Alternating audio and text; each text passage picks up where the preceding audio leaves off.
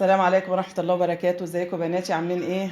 يا رب تكونوا بخير. النهارده هعلمكم ازاي لف المحشي السريع، لان في بنات كتير ما بتعرفش تلف المحشي وبيقولوا ما بنعرفش نلفه على ايدينا، فاحنا هنعمله بطريقتين: على ايدينا وعلى الرخامه. الرخامه لازم تكون مغسوله الاول، وبعدين تحطي عليها ورق الكرنب بالمنظر ده، وتاخدي منه الرز وتحطي كده.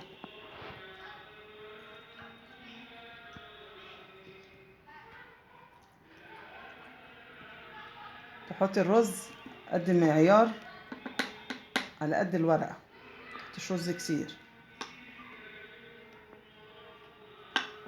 بنفس الفكرة اللي أنا بعملها كده تلفي بسرعة، يبقى لف المحشي سريع،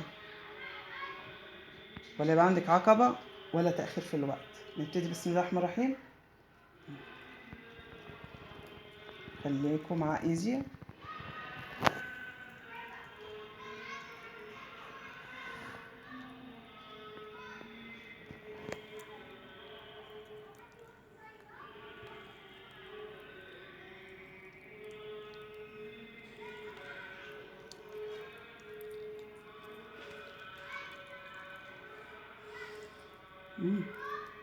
ايه رأيكم؟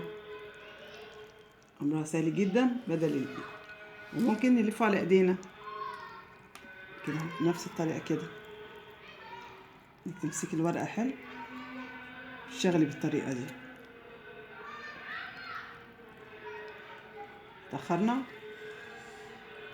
نيجي هنا نشوف الحلة بسيطها ازاي. بسم الله الرحمن الرحيم. شوف عملنا كام صباع في وقت بسيط جدا، والصباع جميل تمسكيه تحدفيه في الحلة مش ترصيه. دي كانت حاجة بسيطة حبيت أعرفها لبناتي.